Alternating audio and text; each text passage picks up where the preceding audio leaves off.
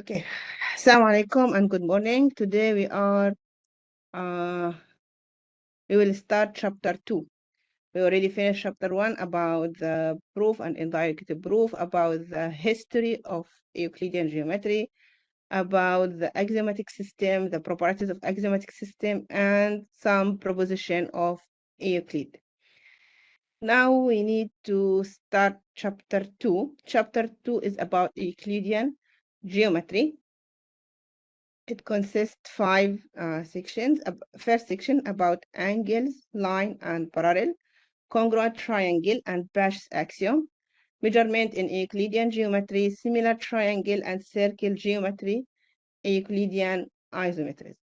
So today we'll start section 2.1, angles, lines, and parallel. So some of definitions and theorems related to angles, related to lines, related to parallel that are used in Euclid. So the first definition we have the definitions of segment, definition of the segment AB. What we mean by when I say a segment AB. When I say about the segment AB is consists of all the points A and B and all the points C between them. All the points C on the line through A and B such that C is in between A and B, which means when I define the line segments, I will take, because Euclid don't have a definition for points. And when he defined a line, he just defined that it is consists of many points. So when he define a segment AB, he means the 2 points A and B and all the points between A and B. All the points between A and B. If you remember the Euclid system or any axiomatic system, not only Euclid system, should have undefined terms and defined terms. Actually, this definition or this defined term have some undefined term, for example, points. Points here, there is no definition for points in Euclid geometry. There is no definition for word on, with the meaning of C on the line. There is no definition for between, with the meaning of the between A and B. But we accept this because we understand even there is no definition. So we have this undefined term, but from using this undefined term, we can define another definitions, like a segment AB. So a segment AB will be defined as the all points between A and B, including A and B. So when we come to define array, so we will say that array will consist the points. We will consist a segment AB because we already defined the segment. We already defined what is the meaning of the segment. So the array will consist the segment AB and also the point C, all the points C, such that B is in between A and C. B is in between A and C. So array AB consists of the segment AB together with those points C on the line through AB such that B is in between A and C. So I cannot take any point C here because if C here, B will not in between A and C. So I will take all C here such that B is in between A and C. So the array consists the segment AB and the point C where B is in between A and C. So this is the definition of segment. This is the definition of array. And again, the definition of array still have some undefined terms like points, on, between. Also, all these terms still have undefined, but also have defined term like a segment. Segment here is a defined term, and we use it because we already have this defined term, so we can use it to define another term.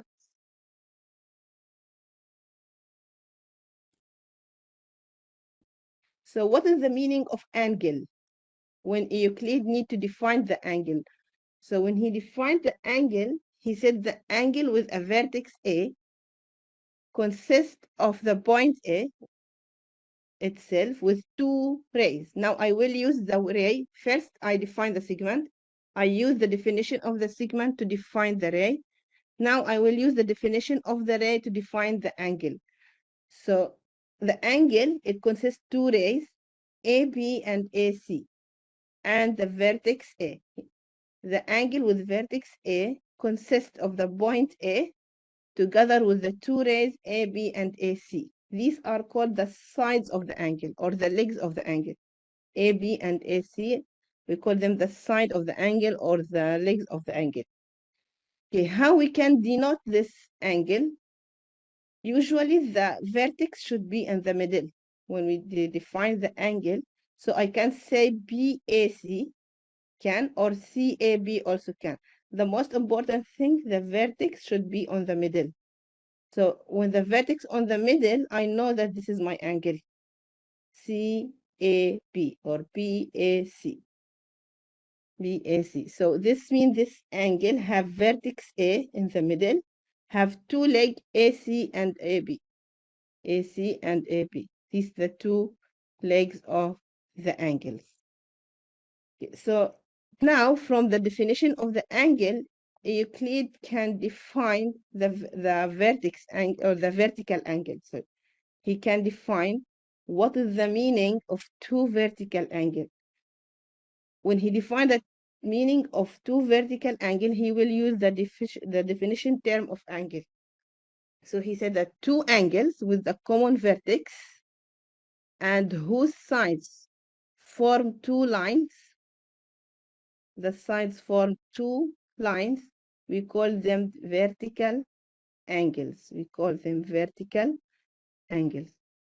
Have the same vertex A, have the sides of each angle form a line. The side for this angle with the side for this angle form a line. The side for this angle with the side for this angle also form a line. So these are two vertical angles. These also two vertical angles here. We have also two vertical angles.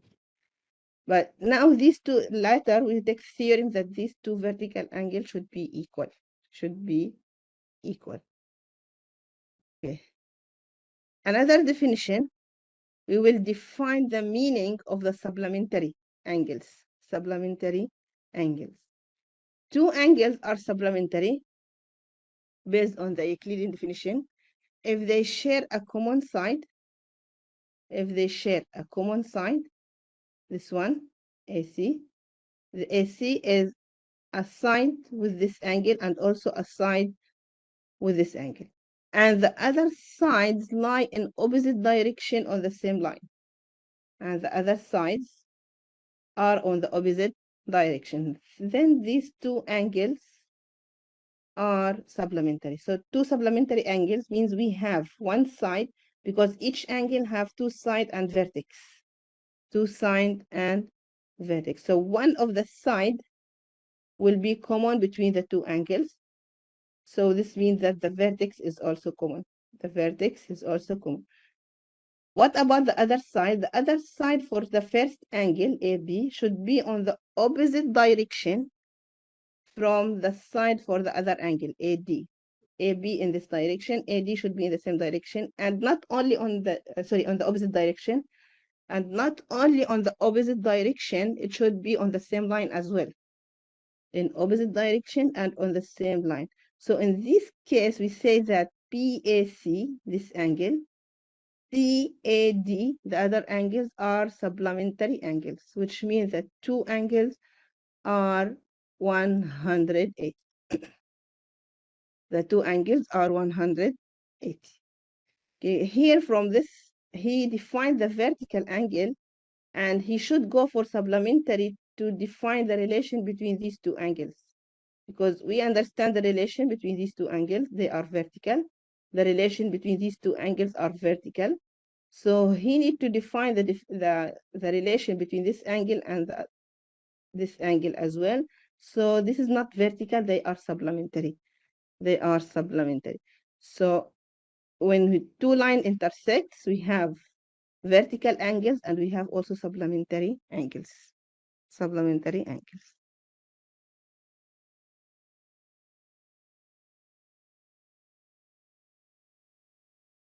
Okay. So now I have the definition for segment, definition of ray, definition of line from the beginning we have, definition of angle, definition of vertical angle and supplementary angle. So when I see that when I talking about congruent angles and segment, when the angles are congruent or identical, and when the segment are identical. First, I need to define the term congruent. I need to have a definition.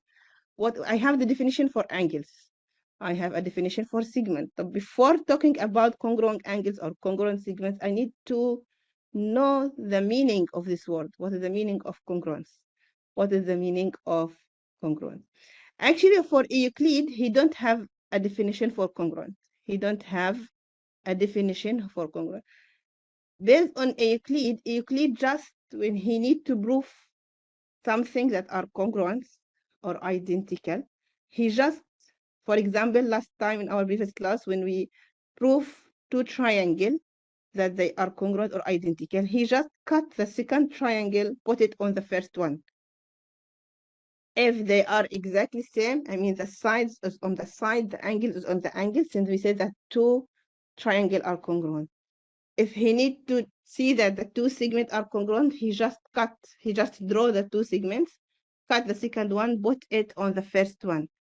If they are exactly same, then he says these two segments are congruent. So for Euclid, there is no a definition for congruence, but he mentioned that congruence is the ability to move an angle or segment on the top of the another angle or segment so that the figures coincide.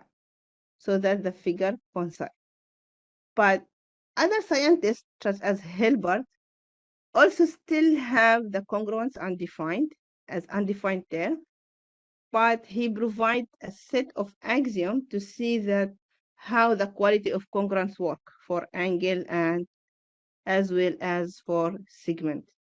So he developed, because Euclid system actually is incomplete. So because many terms, like for example, congruence, there is no axiom related to this in system of Euclid. This is just an example.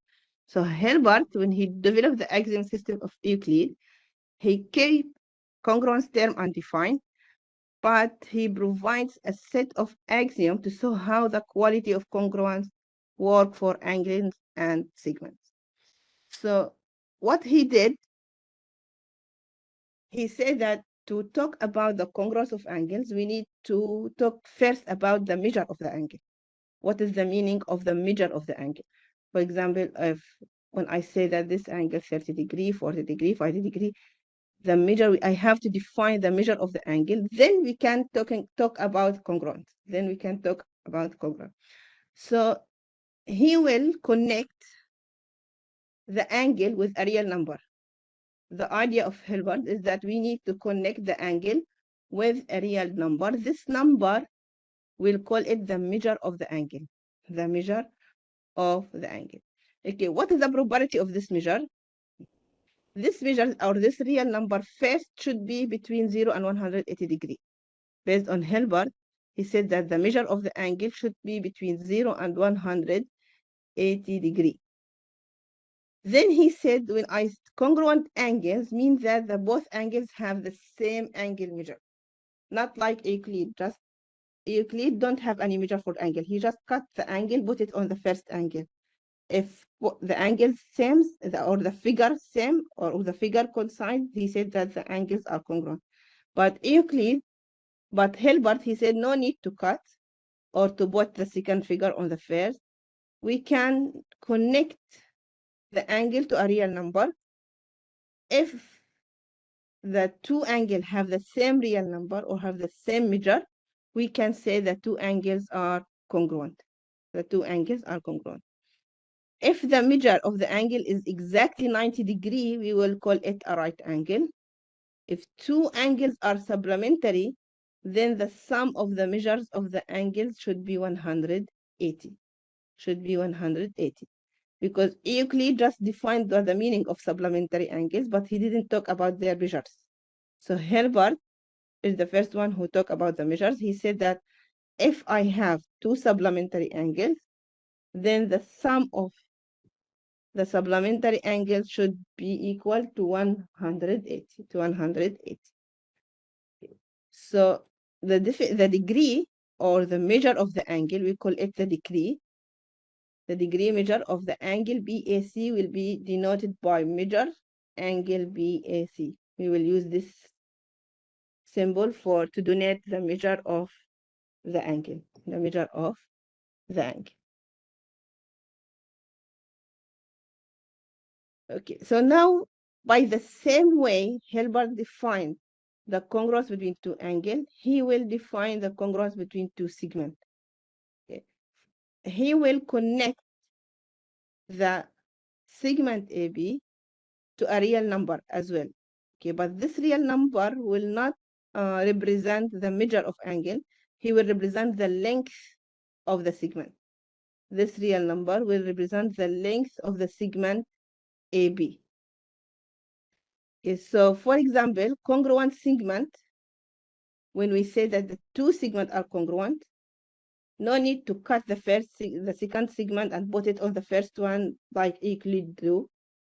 Just if the two segments are related to the same real number, which means are related to the same length, which means they have the same length, then the two segments are congruent. The two segments are congruent. Okay.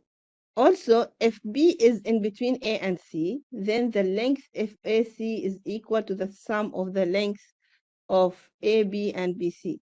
I mean, if I have point A and another point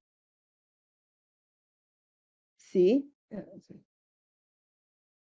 and in between here is a point B.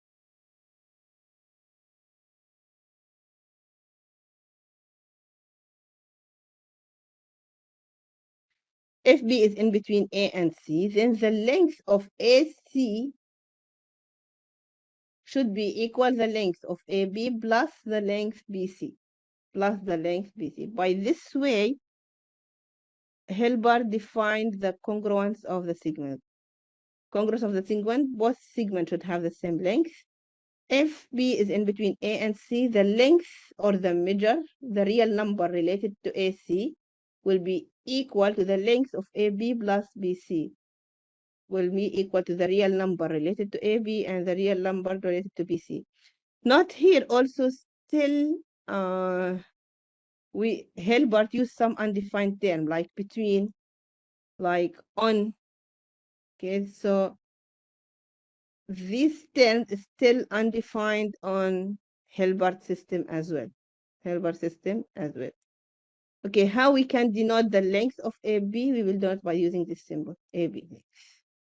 AB, if you see the symbol, this means that this is a segment AP. This is a segment AB. Okay, so the right angle, how they define the right angle? How they define a right angle? Okay, the right angle have the measure 90 degrees. So, and the supplementary angles have the measure 180. So we can say that the right angle is an angle that has a supplementary angle to which it's congruent. It have another supplementary angle which is congruent to it. So for example, if I have two supplementary angles, okay. If I have two supplementary angle, so if these are two supplementary angle here, so if these two are congruent angle, which means have the same measure, so both should be 90 degrees. This one is 90, this one is 90. So both are right angle. So the right angle is an angle that have a supplementary angle. I mean, I say this is a right angle. It means its supplementary angle, this one, is congruent to it. That has a supplementary angle to which it is congruent to this angle. So two angles are congruent, means based on Hilbert, they have the same measure. So 180 divided by 2 should be each one 90 degree, each one 90 degree, which is a right angle. So we can define the right angle by this way. So since we have the right angle, then we can talk about the perpendicular lines. Perpendicular line. So two lines that intersect are perpendicular if one of the angle made at the intersection is right. If I have two lines, and these two lines are intersect in one point, they are the two lines are perpendicular if at least one of the angle of intersections, because we have four angles of intersection here. If one of them are 90 degree, then for sure the others will be each one 90 degree. So this means that two lines are perpendicular. So two lines that intersects are perpendicular if one of the angles made at the intersection is right angle. Okay, what the meaning of two lines are parallel? Two lines are parallel if they never intersect. Two lines are parallel if they never intersect. Okay. One more definition provided: the bisector of a segment or a bisector of angle. Okay, a bisector of a segment AB, a bisector of a segment AB is the point C on the segment such that AC is congruent to CB. AC is congruent to CB. And same meaning for the bisector of angle. When I say that AD is the bisector of the angle BAC, or the ray AD bisects the angle BAC, which means that BAD is equal to DAC. These two angles are equal, which means that AD bisects the angle BAC if the angle BAD is congruent to the angle DAC, which means these two angles have the same measure. So a bisector of the segment AB is a point C on the segment such that AC is congruent to CB. This one for the bisector of the segment. A bisector of angle BAC is a ray AD such that BAD is congruent to DAC. These two are congruent. So the bisector means that it divides the thing to two equal parts, to two congruent parts. For segment, we divide the segment to two equal segments or two congruent segments, and the bisector of angle divides the angle into two congruent angles.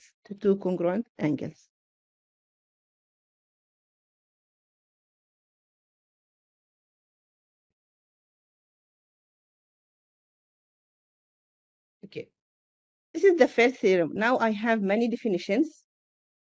So based on these definitions, we have many theorems. Okay, the first theorem we have: if I have two straight lines, AB and CD are two straight lines, cross one another at point E.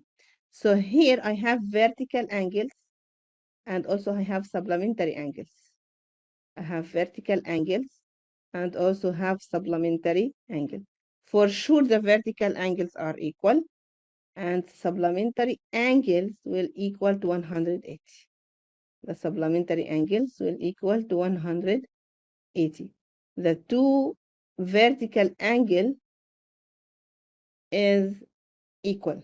The two vertical angle is equal. The proof here is very simple because if I need to prove this one, okay, let me okay, if I call this one angle 1, this one angle 2, this one angle 3. So to show that, or to prove 1 equal 2, 1 equal 2. How can we prove that 1 equal 2? That the vertical angle should be equal. If I need to prove vertical angle should be equal, how can I prove this one?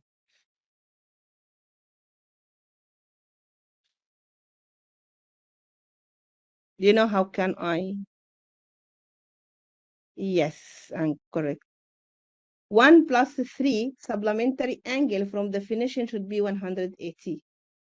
2 plus 3, 2 supplementary angle also as well. So both 180 based on the definition. Now, this is from, because you have to write the reason. Okay, so this is from definition of supplementary angle.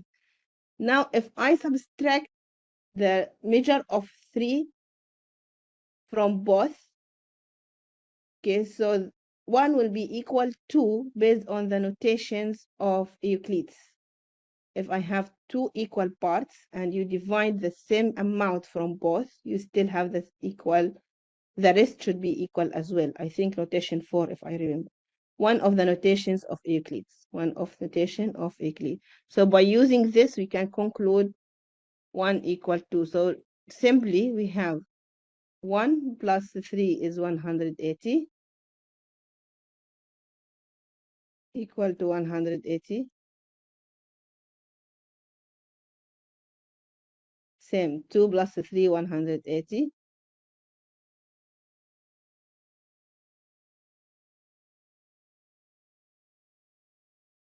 This is from definition. This is from definition. Now, 1 plus 3 is equal to 2 plus 3. So just subtract 3 from both sides, so you should have 1 equal to. So this is a simple proof. So if two straight lines cross each other, intersect, Euclid claims that the vertical angles are congruent. The angle formed by one of the line crossing the other either make two right angles or will have angle measure adding to two right angles, which means that they are supplementary. They are supplementary. Either they will make two right angles, 90-90, or the addition of the both angles will be 180. Will be 180. So this is the angles made by lines. Okay, the second theorem developed by Euclid based on the definitions of parallel and lines and point. He said that if the measure of two adjacent angles add to two right angles, then the angles form a line. The angles form a line. I mean, if you have two adjacent angles like this one, beside each other, two angles beside each other, adjacent to each other, and both of them are two right angles. Both of them add to two right angles. I mean, so you're not, okay, if you have like this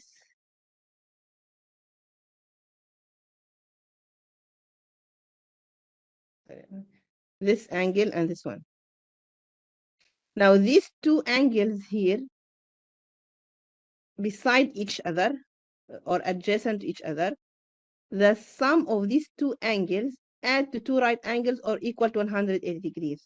I mean, the sum of these two angles, 180. Then I be sure that this angle form a line. This angle for sure form this line. Form a line. This angle form a line. So two adjacent angles, two angles beside each other, if their sum equal to 180, then the angle form a line. Then the angle form a line. So this is the second theory. This is the second theory. Okay. The third theorem we have that given a line, if I have a line AP and I have a point F, maybe this point on the line or not on the line. here I draw it not on the line, but maybe the point on the line, like point D or E, whatever the point where, but the perpendicular to the line through the point can be constructed, which means that if I have the point F not on the line, you can construct a line from F, from the point, perpendicular to the line AB, perpendicular to the line AB. Also, if the point on the line, like E, you still can construct the perpendicular. You still can construct the perpendicular on AB. So given a line and a point, either on or off the line, maybe this point on the line or not on the line, the perpendicular to the line through the point can be constructed. The perpendicular to the line from the point still can be constructed using compass and straight edge. Using compass and straight edge. Do you know how we can do this? How we can construct this line? If for example, the point is F and I need to construct the line perpendicular to AP. How I can construct it? Anybody have an idea how we can construct this?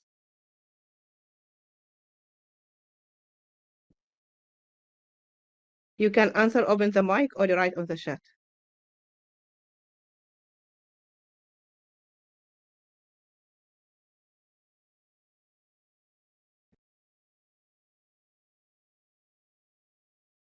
Postulate 3 on A and B. Okay. Can you explain more?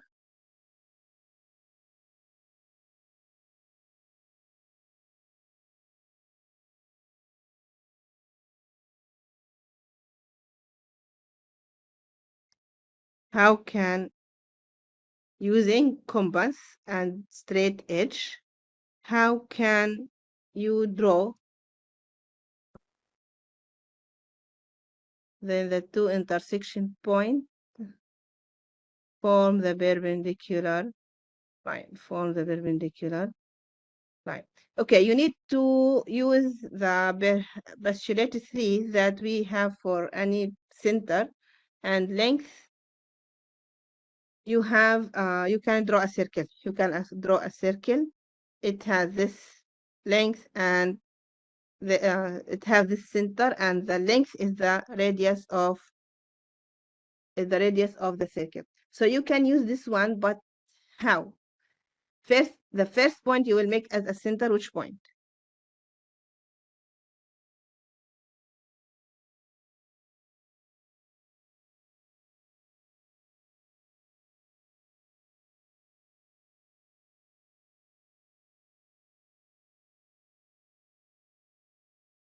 Okay, first you need to uh,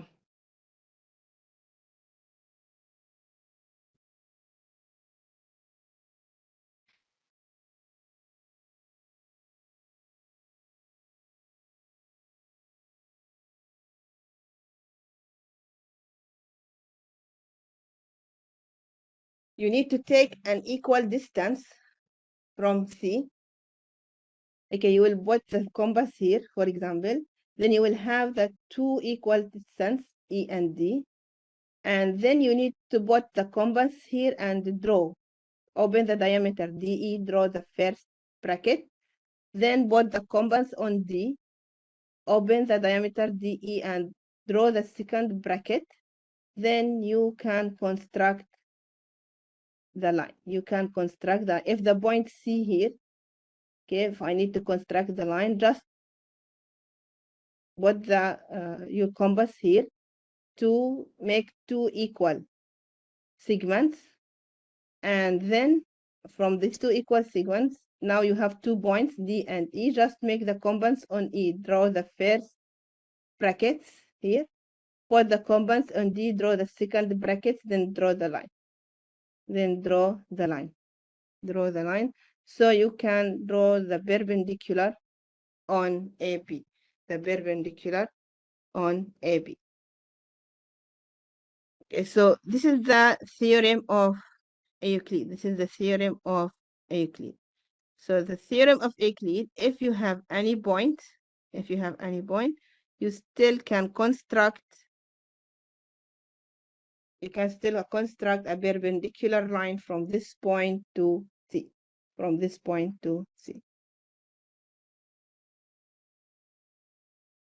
So maybe yes, quite similar to how to draw a equilateral triangle, but uh,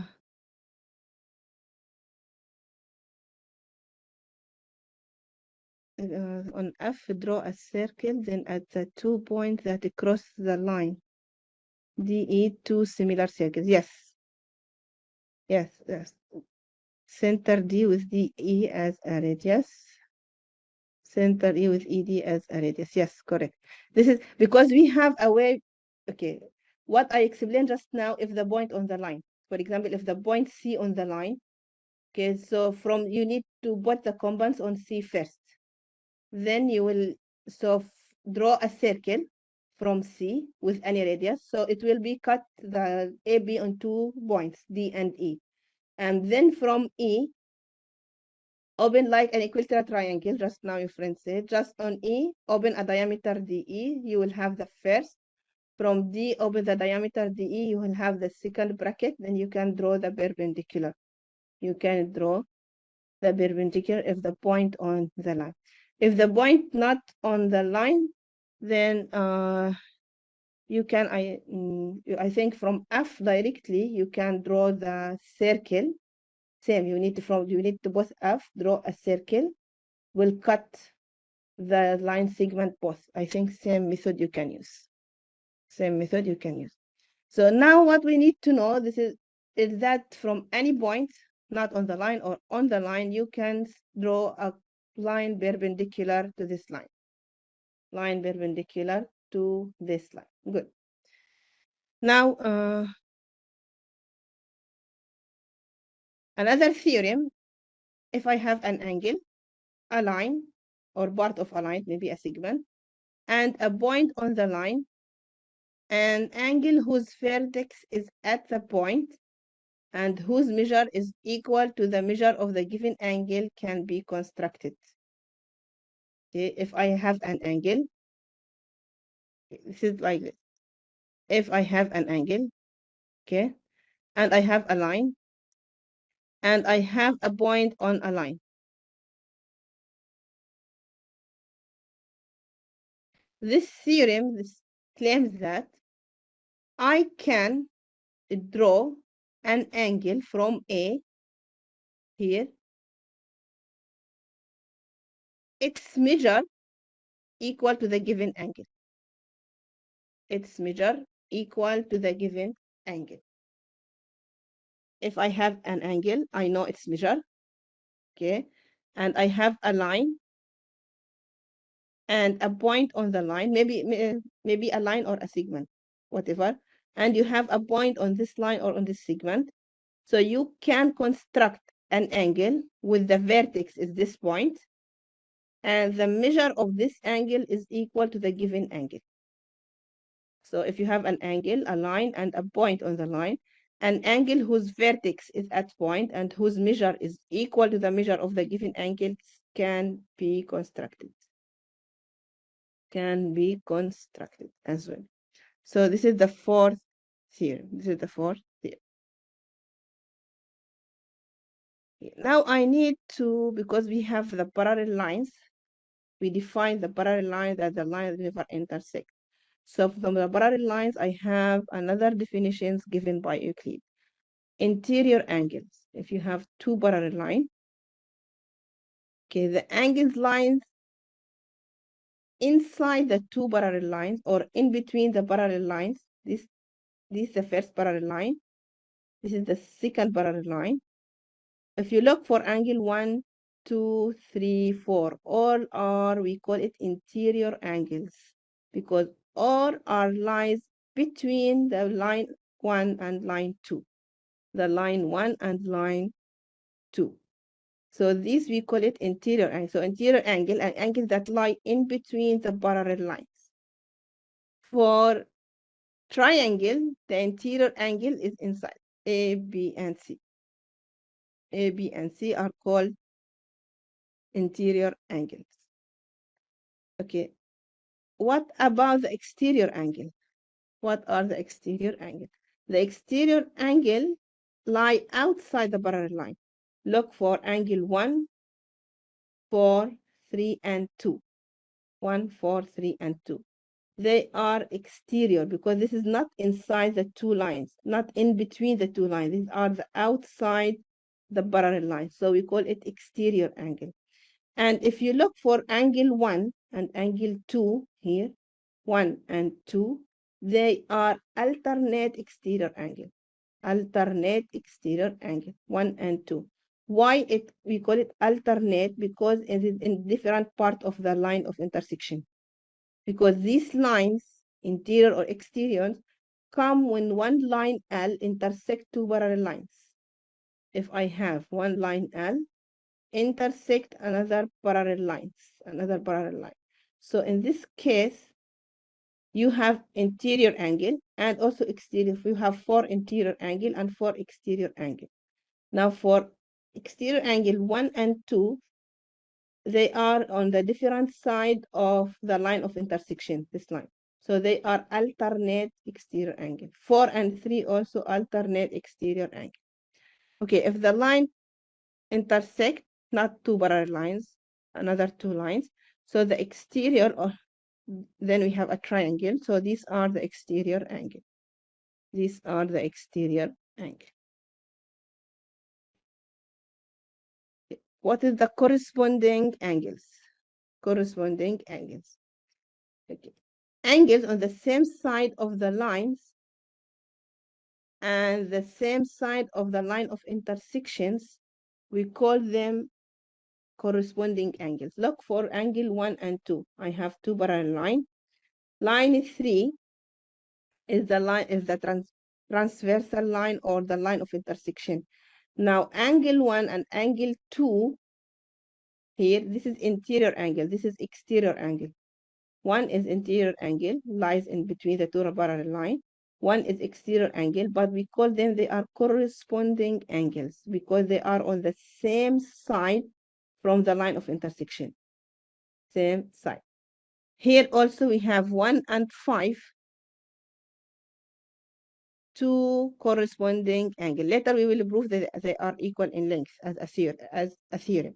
Now I'm just talking about the definitions. The corresponding angles, two angles on the same side of the intersection line. 2 and 6 also corresponding. 3 and 7 also corresponding. 4 and 8 also corresponding. If you have a look, it formed like F shape. If you have a look, the angles, the corresponding angles, when I say 3 and 4 are corresponding angles, they form like F shape. Also here, 1 and 2. When I say they are corresponding angles, so they form like F shape.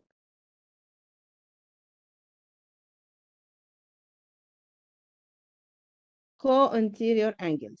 Co-interior angles. Okay. I have 1, 3, 2, 4, all we call it interior angles. But these interior angles, sometimes they are co-interior, sometimes they are alternate. Okay. If I'm talking the co-interior angle 1 and 2, they are from the same side of the line.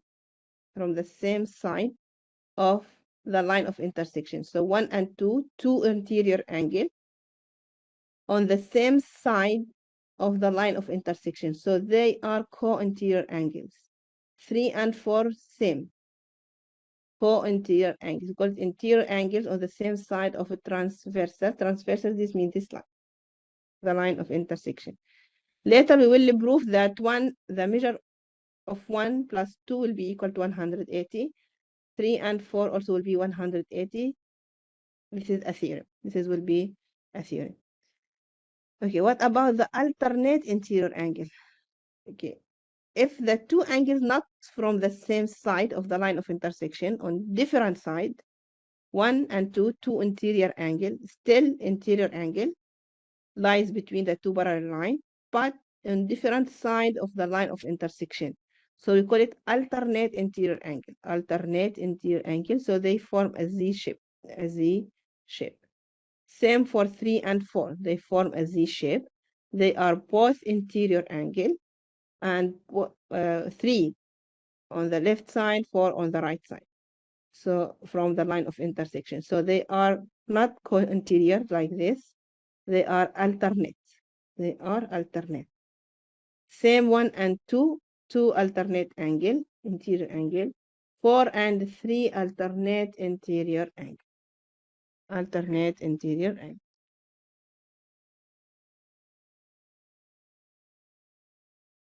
Now I have the definitions of the angles when the line intersect two parallel lines. So I will go for theorems. Now if I have two lines, L and M, and I have another line N, this one, makes an alternate interior angle, this one. They cut the two lines, have two alternate interior angles. If these two angles are congruent to each other, then L and M must be parallel. L and M must be parallel lines. Again, if I have two lines, L and M, and I intersect these two lines by a third line, N, so you have two alternate interior angles. In case if these two alternate interior angles are congruent, which means have the same measure, then we say that the two lines should be parallel, should never intersect. The line would never intersect. Okay, this is a theorem also. Okay, until now, all these theorems developed by Euclid are proved without using the fifth axiom of Euclid or fifth postulate of Euclid. Euclid have 5 axioms or 5 postulates. All these theorems actually are from proposition 1 until proposition 28 of Euclid. He never used axiom 5. All the proofs based on from axiom 1 until axiom 4. No use for axiom 5 or for the fifth postulate. So this is why that this results all these theorem who comes from only the first 4 axiom, we call it absolute geometry or neutral geometry. We call it absolute or neutral geometry, which means the theorem is proved based on the first 4 axioms. The first 4 axioms. Actually, theorem 2.5, you can try to prove it.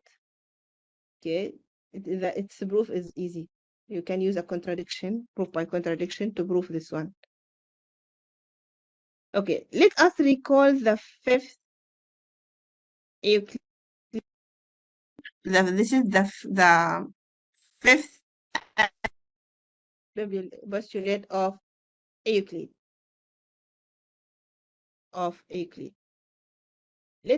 We already take it on chapter 1. Here we will revise it. Given the Euclid 5 says that two lines that are not parallel will meet exactly once. Which means that if you have two straight lines,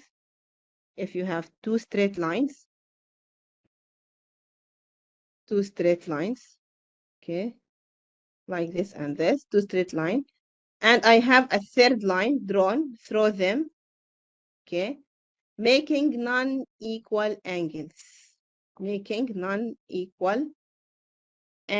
Then the initial two lines, these two lines, will meet on one side of the third line. I mean, these two lines not parallel. They will intersect at one point on one side of the intersection line. This is what the Euclid 5. We simplify it by two lines that are non-parallel will meet exactly once. Two lines that are not parallel will meet exactly one. Okay, this is the Euclid fifth postulate. Why I write it here? Because some scientists make an alternative for this axioms. Make an alternative for this axiom. I mean, they modify Euclid system. They keep the first fourth axiom, but they replace the fifth one, this one, by another axiom, like Playfair's postulates. Okay, this one, or this Playfair postulate, he developed an alternative of Euclid's fifth postulate. He said that we can replace Euclid fifth axiom by this one. If I have a line and a point not on the line, it is possible to construct one and only one line through the given point and parallel to the line. If you have a line and you have a point not on the line, you can construct one and only one line through this point parallel to the line. Through this point parallel to the line. Only one line can be drawn. One and only one line through the given point parallel to the line. Actually, this one can be replaced Euclid 5, and we can prove that both are equivalent. I mean, if I have this one, I can prove this one. If I have this one, I can prove this one. So we can prove that both postulates are equivalent. So Playfair's postulates can be used to replace Euclid fifth postulate. Euclid fifth postulate. Another one theorem. Okay, if I have a line N, this line, a line N, falls on two parallel lines L and M. This is the line M. This is the line L. They are parallel. And I have this line cross the two lines, L and M. Then this theorem states that the alternate interior angles are congruent. The alternate interior angles are congruent. So if you have alternate interior angle, this one, for example, with this one, they are alternate and interior angles. So this theorem claims that they are equal. They are congruent angles. Also, corresponding angles are congruent. Corresponding angles are congruent. For example, if I have this one, this angle with this one,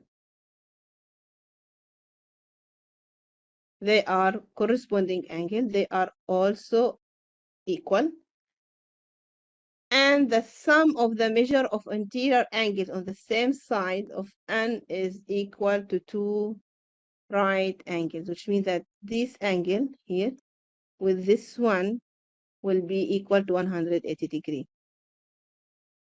Will be equal to 180 degrees.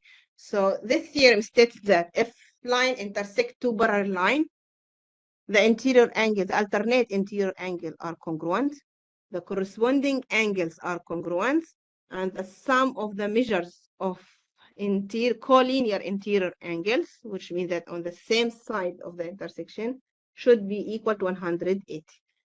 Should be equal, the sum of their measures should be equal to 180. We will prove this theorem. First, I will prove that corresponding angles are congruent. Corresponding angles are congruent. Corresponding angles means if I have two lines parallel, this one, so these are corresponding. Corresponding making F shape, one interior, one exterior. One interior, one exterior, and they form F shape on the same side. So the corresponding angles are equal, are congruent. Then the other two parts, I will let it to you as an exercise to try how to prove the alternate angle are, the interior alternate angle are equal, and how to prove that the two angles on the same side of intersection are equal to 180. Okay, how to prove the corresponding angle are congruent or equal?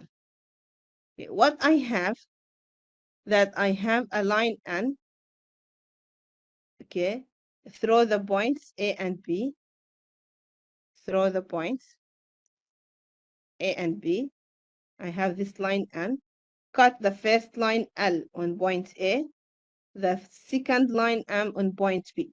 The second line M in point B. So this is the given information to us. This is a given information. You have two parallel lines, L and M, and you have a line N intersect the line L at A, the line M at B, the line M at B. Okay, so this is the given information. This is the given information, A, B. And I take 2 points, D and F, just to name the angle. I will take the 2 points, D and F. So now I need to prove, what I need to prove is that the angle DAB and the angle FBG, these two angles are equal. What I need to do, I will prove that this angle here and this one, DAB, FBG are equal angle. So I will use the proof of contradiction, indirect proof. Assume that the angle FBG is not congruent to the angle DAP. This is the assumption. Okay. Since if they are not congruent with an assumption, I can create a new angle HBG on BG so that HBG is congruent to DAB. Okay. Okay, since I have two lines now, and I assume these two angles not same. I assume these two angles not same angles. Okay, so I can, from the point B, because I have a line, I have a point B on the line, and I have a given angle. So I can construct, using theorem 2-4, you can construct another angle, HBG, equal to DAB. In theorem 2-4, if you remember, if we have an angle, if you have a line, so for any point on the line, you can construct another angle equal in length or congruent to this angle. So now I have, look here, I have an angle DAB. This is a given angle, okay? And since we assume that GBF not equal to BAD, not equal, so I can, based on this theorem, from point B, I can construct an angle equal in length, this one,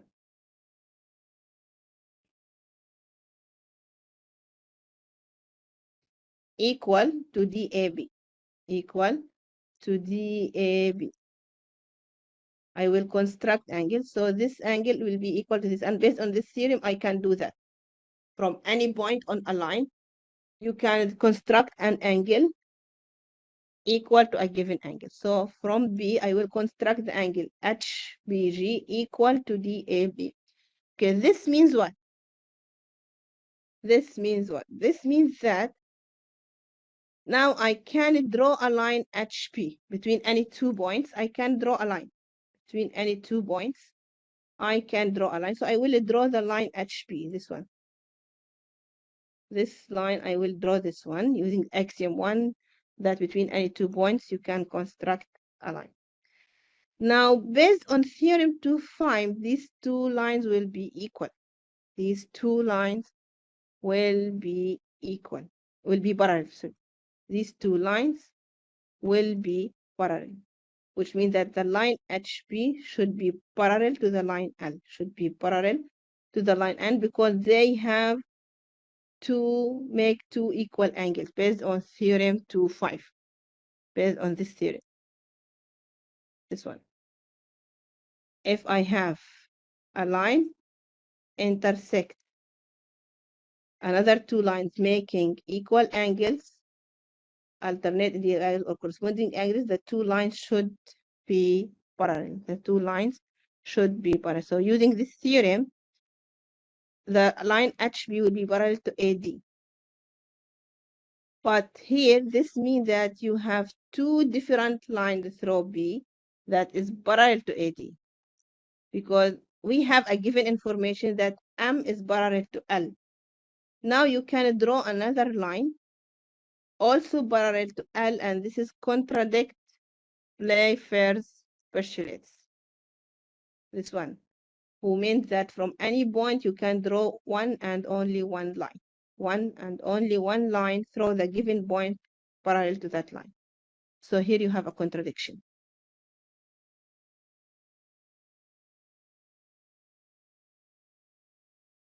Then I need to prove that the corresponding angle are equals. So what you do, that the given information that you have two parallel line, L and M, and another line intersect both of them. Okay, so assume by contradiction that the two angles not equal. So which means now from point B, I can draw an angle equal in length to the given angle here, DAB. And since I can draw a line BH here, then, and the line BH and the line L, this line, have two corresponding angles, so they should be parallel. Two congruent corresponding angles, they should be parallel. So this means from point B, you draw two lines. You draw two lines through B and parallel to L, but this is a contradiction with the Playfair, which means from each point you should have only one parallel line. From each point, you have one parallel line. By the same way, you can prove that the two alternate interior angles are equal, and the two interior angles on the same side should be add to two right angles or add to 180. Add to 180. Summation is equal to 180. You have to use proof of contradiction. You have to use proof of contradiction. So I will upload for you a file of exercises, include all these questions to try to prove.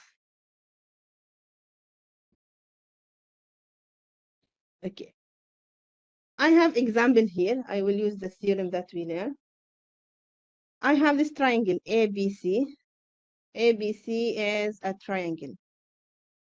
The side BC is greater than the side AC. The side BC is greater than the side AC if and only if the angle A is greater than the angle B. In other words, greater sides are opposite to greater angles.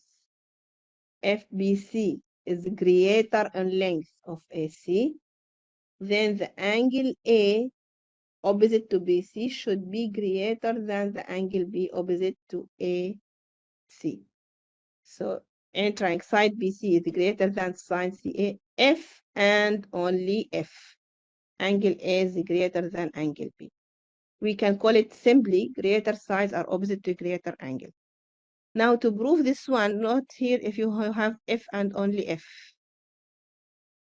Look here, you have if and only if. If and only if on mathematics, when you need to prove if and only if, two statements, B if and only if to Q, you need to prove this. First, that B, you will assume B is true, and then it implies Q. And then assume Q is true, make it implies B. So if I need to prove if and only if, you need to prove both sides, which means that you need to assume B is true and prove Q first. Then second part, you need to assume Q is true and prove B. And prove B. So this is what I will do here. Part one, I will prove the first direction. Greater sides imply greater opposite angle. Greater sides imply greater opposite angle, which means I will assume that the side BC greater than AC And I will prove that the angle A here should be greater than the angle B. Should be greater than the angle B. So the given information for me that BC is greater than CA. The line BC, this one, greater than AC, or have real number is associated to the real number greater than the number related to AC, or the length of AC. So this is the given information. I will use it to prove that this angle here, I need to prove that this angle is greater than this one. Okay. First, what I will do, I will plot a point D on BC. Okay, because BC in a segment, from the definition of the segment, it includes BC and all the points in between. So take any point D. Plot a point D on the segment BC so that CD is equal to CA. You will not choose any point, you will choose the point where CD is equal to CA, and this can be done from proposition 2 of Euclid. If you remember proposition 2, if you have a point, if you have a segment, from this point you can draw a line equal in length to that segment. Equal in length. So I have the segment AC. So from point C, I can draw a line equal in length to AC. So I will take the point D such that DA or AC is equal to DA. Okay. Since from the definition of isosceles triangle provided by Euclid, this means that these two angles are equal. This one. In isosceles triangle, the base angle are equal. The base angle are equal. Now I have CAD is isosceles triangles because we have AC equal to CD, which means that the angle CAD equal to the angle CDA, or congruent to the angle CDA. Why? Because this is isosceles triangle. The base angle should be equal. The base angle should be equal. The angle should be equal. Now, the angle CAD, this one, for sure less than the angle CAB because it's apart. CAB, this one. So the angle CAD, this is less than the angle CAB. Why? Because it is a part of it. And we have the notation 5 of Euclid states that the whole is greater than the part. The whole should be greater than the part. So for sure, CAB is greater than this angle, CAD. Okay, look now for this one, CDA. This one is exterior angle of this triangle, BDA. Is exterior angle because we extend one line. So this one is exterior angle for DBA. From proposition 16 for Euclid, we prove that in our previous class that the exterior should be greater than the interior and opposite. The interior and opposite. Greater than the interior and also greater than the opposite. So we have that an angle CDA is an exterior angle of the triangle ABD. So the angle CDA for sure should be greater than this one. For sure greater than this one. So now what I have is like this. Two angles are equal. One of them less than angle A here. One of them greater than angle B. So you have the angle CAB greater than CAD. The angle A here, this one, greater than this one, CAD. And this one is equal to this, equal to angle CDA. And CDA is greater than CBA or ABC. So finally, you will conclude that the angle A or CAB is greater than the angle ABC. And this is what we need. This is what the end of proof. This is the end of proof. So again, I start that from BC is greater than AC. Then I plot the point D on BC such that DC is equal on length of AC. This can be done from proposition 2. Now I have an isosceles triangle, so the base angle are equal. Two angles are equal, one of them less than the angle A, one of them greater than the angle B. So for sure, angle A will be greater angle B, because angle A is greater than this angle, and this angle is greater than angle B. So A is greater than B. A is greater than B. So this is the first side. This is the first side. We assume greater side, and we prove that the opposite angle, greater side imply greater opposite angle, which means the angle CAB is greater than the angle ABC. The angle opposite for the greater side should be greater than the other angle. Now I will prove the second direction. I will assume the angles are bigger, and I will prove the sides are greater, which means that I will assume that the angle A, I will assume now that the angle A is greater than angle B. This is my assumption. And I need to prove that the BC is greater than CA. BC is greater than CA. Okay, so the given information, A is greater than B. When I say A only, I mean this angle, CAB. CAB. We mean CAB as angle. I will assume that it's greater than angle B here, CBA. This is the given now. Now I need to prove that BC should be equal to A, should be greater than AC, should be greater than AC. Now I need to prove this. I have three options. BC either less than CA or equal, or BC greater than CA. So what I will do, that I will prove that BC less than cannot be happened. BC equal to CA also cannot be happened by contradiction. So only the third case can be the correct case. The correct case. This is the way of proof. That I will prove that the other two cases, by contradiction, the other two cases cannot be happened.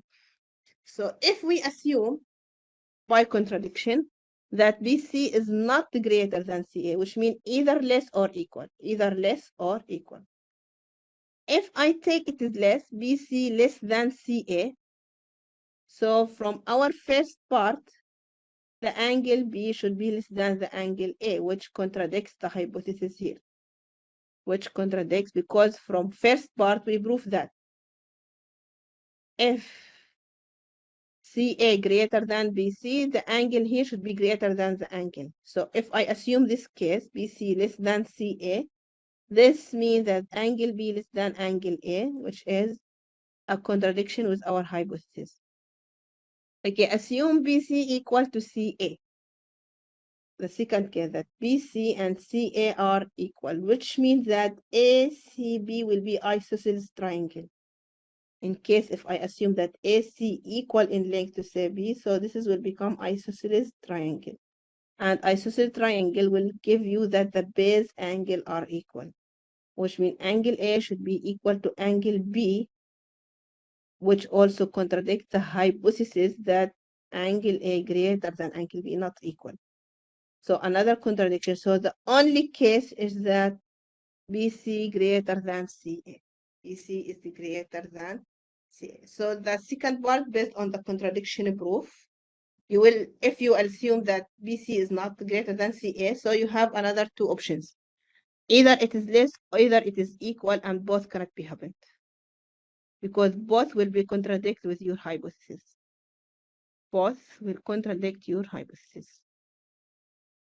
If you have any question before continue, please ask on the chat if there is something is not clear. If everything is clear, just write yes on the chat so I can that you. I will upload all these slides. I will upload for you on e-learning after the class. So don't worry. Also the recording. So don't worry about this. Okay.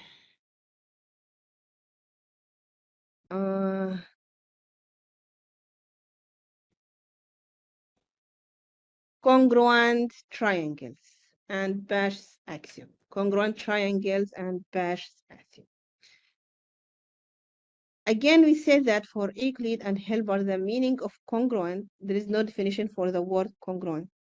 Okay. Just Euclid, when he say a congruent, he just cut the figures and put on the other figures. The sides and angles should be coincide. The sides and angles should be coincide. Hilbert just makes some axiom describe the congruence. So two triangles are congruent if and only if there is some way to match vertices of one to another such that corresponding sides are congruent and corresponding angles are congruent. Now for congruence, we will use this symbol to denote the congruence. When you see this one, this means they are congruent. This means they are congruent. This donation or this donate or this symbol, we use it to denote that two triangle or congruent in general. Two segment are congruent, two angle are congruent, two triangle are congruent, two polygon are congruent. We use this symbol or this sign for segment, angles, triangles, and so on. For example, when I said ABC triangle is congruent to XYZ triangle, we use this congruence sign. So two triangles are congruent if and only if AB is congruent to XY, AC is congruent to XZ, BC is congruent to YZ. The angle PAC is congruent to the angle YXZ. The angle CBA is congruent to the angle ZYX. The angle ACB is congruent to the angle XZY. This is the definition of the congruent. Two triangle are congruent. The opposite sides or the corresponding sides and the corresponding angles are equal. What is the difference between this? You mean this is definition, not a theorem first.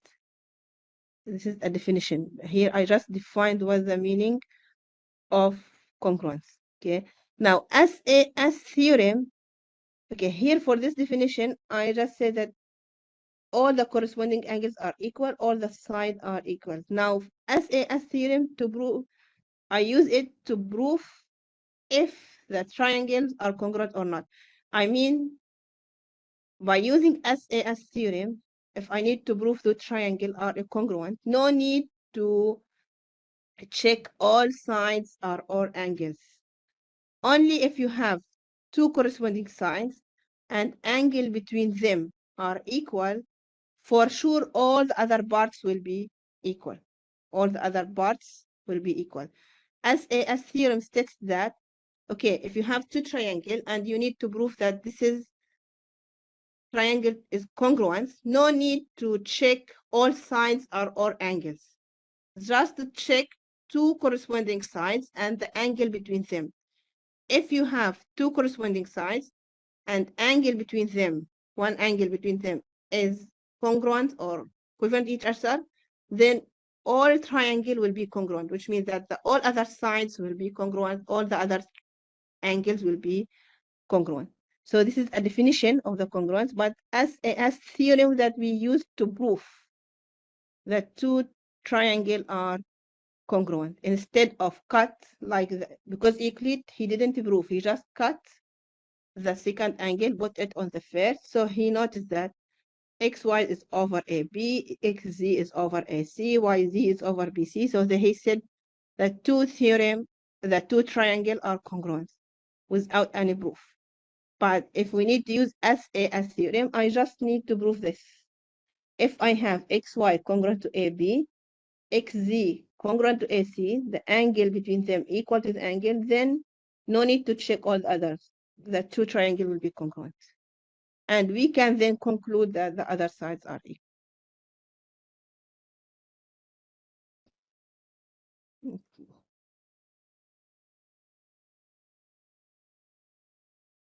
Now here.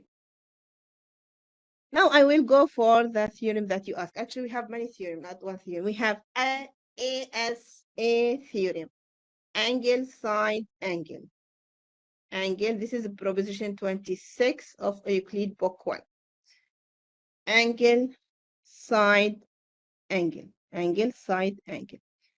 So if two triangles, okay, if I have two triangles, and I have this angle is equal to this angle is equal to this angle, the side here is equal to the side here, that in which the two angles and the included side of one triangle are congruent to the two angles and the included side of another triangle, then the both triangles are equal. Which means that if I'm sure that XY is congruent to AB, the angle X is congruent to angle A, the angle Y is congruent to angle B, then the two triangles will be congruent. We call this angle side angle, ASA, angle side angle, which means two angles and the side in between.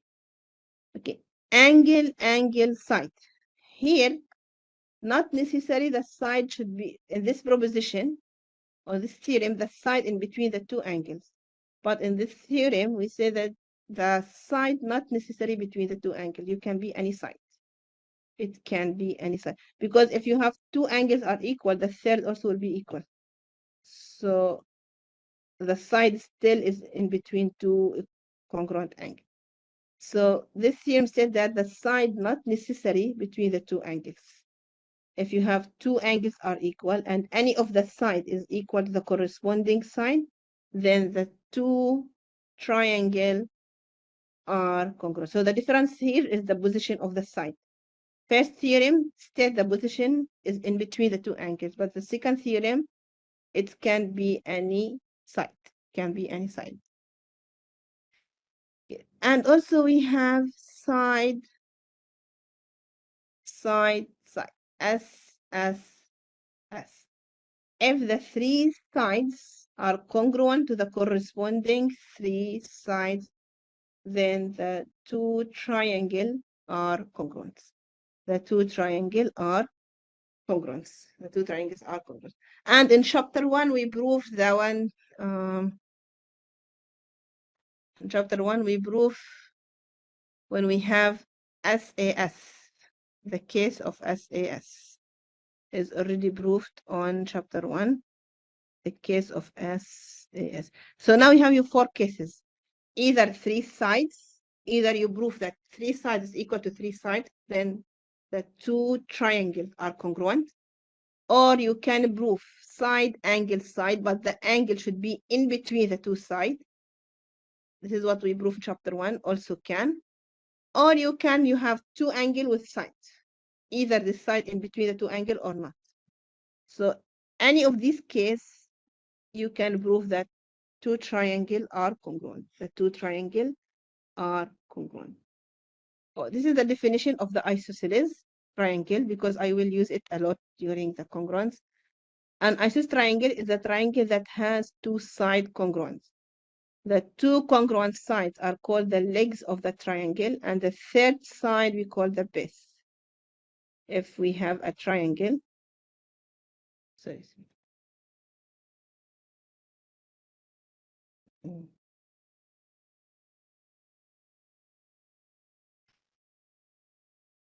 Okay, we have a triangle. Sorry, the draw is not perfect. Okay, if you have a triangle, isosceles triangles, two sides are equal. These two sides who are equal, we call it the legs of the triangle. And the third side, we call it the base. So the angle on the base should be equal. The base angle are the angle, the base angle, the angle that are those angles sharing the base as a side. The angle that have a base is one of their sides. We call it the base angle. And later in theory, we will prove that these two angles are equal. This theorem. In the isosceles triangle, the two base angles are congruent. We need to prove this. In isosceles triangle,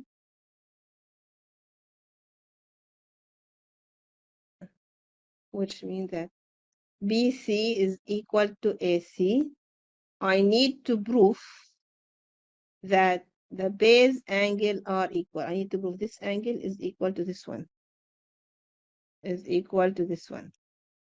So let triangle ABC have the side AB and the side BC are congruent. This is the given information. I have a triangle including two congruent sides, BC and AB, which are equal in length.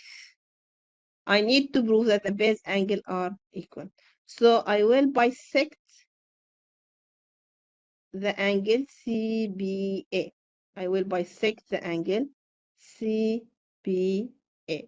So if I take a bisector, because this can be done using proposition 9, using proposition 9. So let BD be as a bisector of ABC, okay? And then, okay, this is the bisector. So I take the point D inside the triangle and I will extend it using postulate 2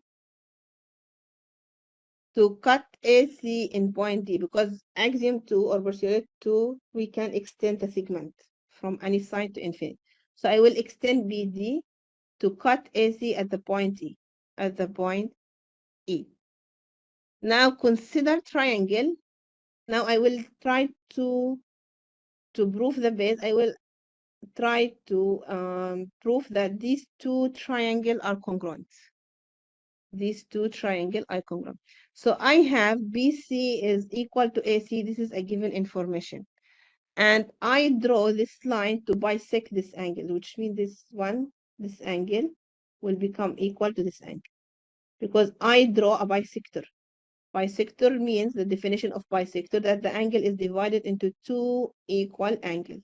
So I have this angle equal to this one using the bisector. We have BC is equal to AB. This is a given information. The angle is equal to the angle because it's a bisector. And BE, this side is a common side between both triangles. It's a common side between both triangles. So the triangle ABE is congruent. The triangle ABE is congruent to the triangle CBE. Both are congruent. Why? Because I have, by using SAS theorem, side, angle, side. Side, the one that we proved on chapter 1. Side, two side, and angle in between. Two side and angle in between. So two corresponding sides and angle between these two sides. So you can apply SAS theorem. So we can conclude that CBE is congruent to ABE. Is congruent to ABE as a triangle. So what we conclude from this triangle, all the other sides, all the other angles are equal, which means one of these angles is the angle that we need to prove, base angle. BCA will be for sure equal to BAC. So if you have isosceles triangle, you can prove that the base angle are equal. The base angle are equal. Same if you have the opposite of this theorem. If you have a triangle with two equal angles, then this triangle is isosceles. You can prove by the same way, the second direction. Okay, here in isosceles triangle, that we prove that the two angles are congruent, but you can also prove the opposite of this theorem. If the triangle have two equal angles, this triangle is isosceles. This triangle is isosceles using you have to use congruent of triangles. Congruent of triangles.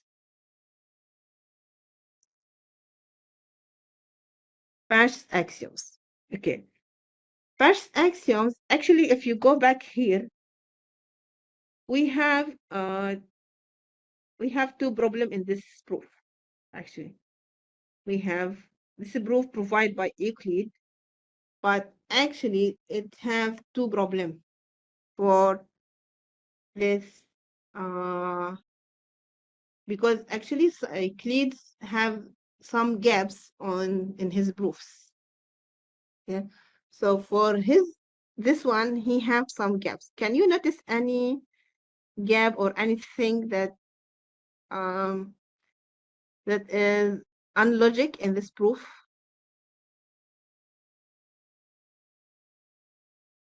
or not unlogic, are missed in this proof?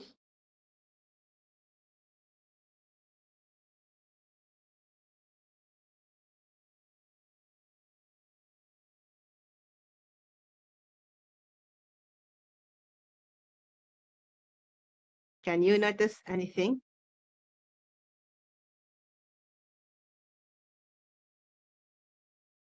Or you feel that it is a logic proof and everything is okay?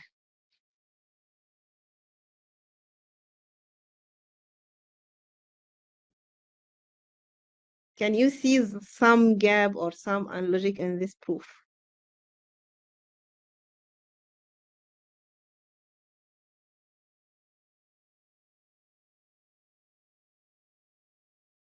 What do you think? What I did, I have isosceles triangle. So I need to prove the base angle are equal. So what I did is that I draw a bisector and make a congruent between the two triangles. Okay, so I extend the bisector to cut AC, so I have formed two triangles. These two triangles are congruent. BE is a common side, BC is equal to BA, and from the bisector, this angle is equal to this angle. So you have two side and angle in between. So two triangles are congruent, so the base equal to the base. Do you think it's a correct proof or not? It is a complete proof or not? To be more accurate, is it a complete proof or not?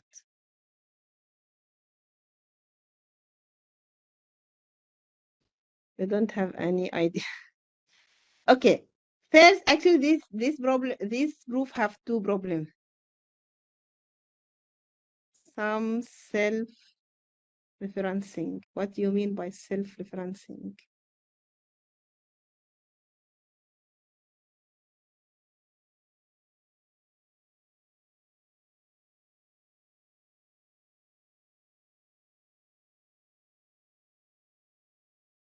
Can you explain more by the self?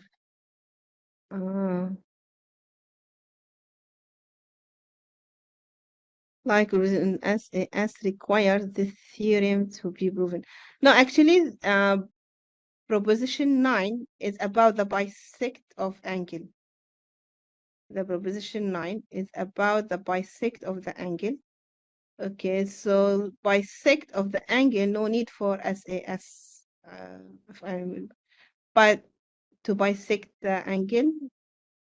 So the issue is, okay, you have the point, but maybe you didn't describe it well. Actually, the issue is not on the proposition 9 itself. The issue is that this was a proposition 5 on the Euclid. How you use proposition 9 to prove a proposition 5, you know? The issue is not SAS theorem. Okay, SAS theorem we can use SAS theorem proposition 9. But the issue is how you use proposition 9 to prove proposition 5. This is not logic. So should be something is incorrect here, come from Euclid.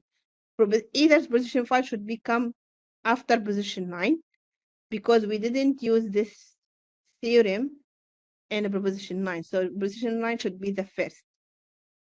Okay. This is one thing.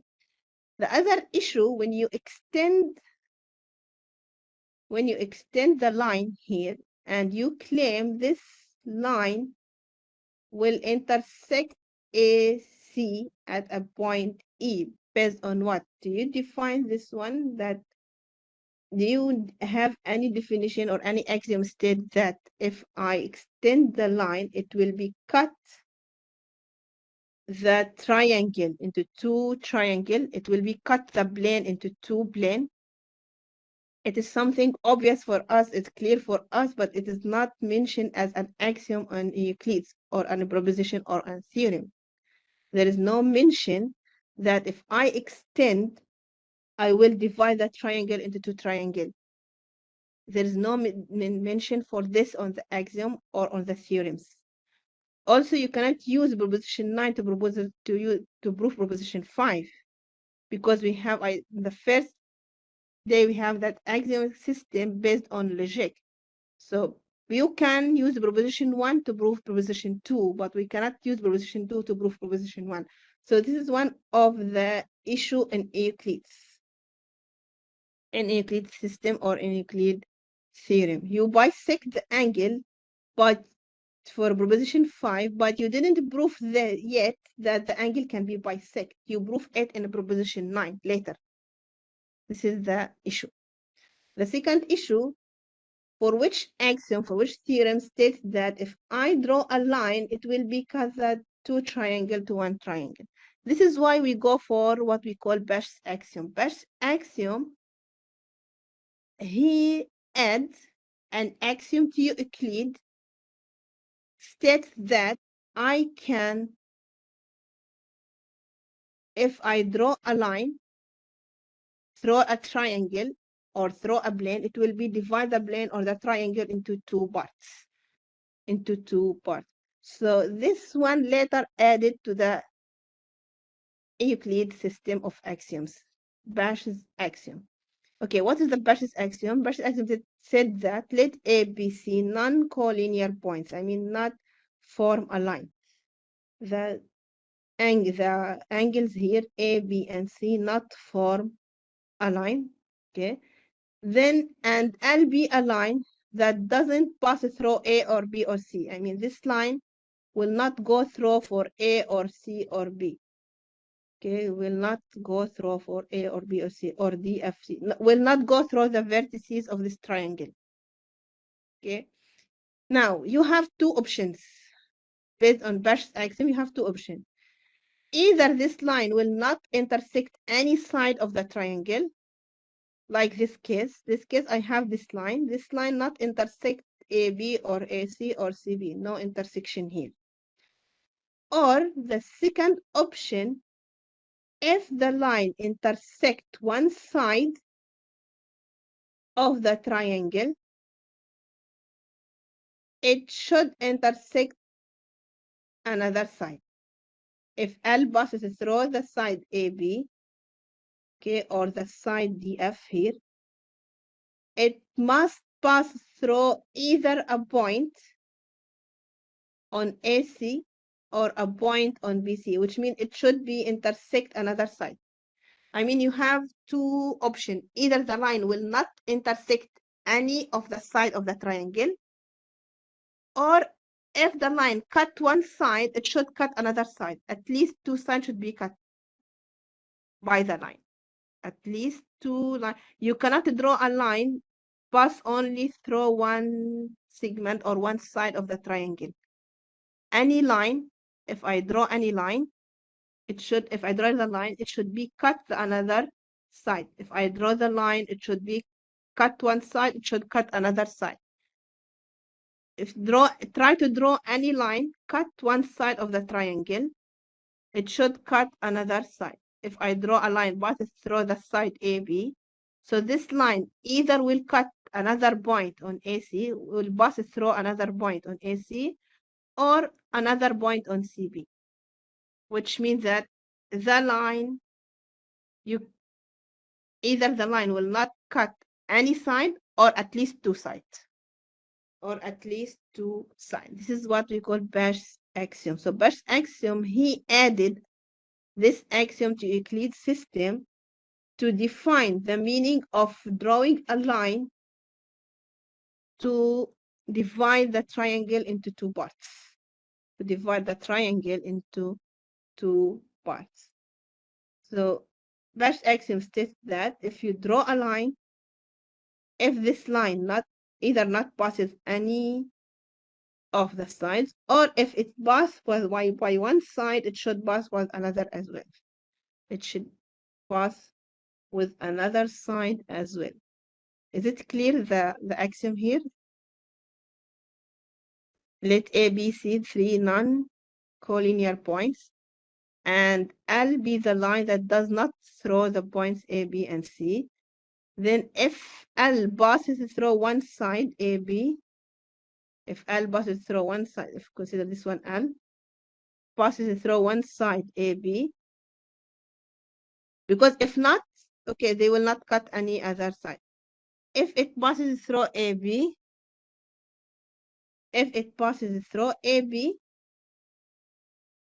then it must pass through another side as well.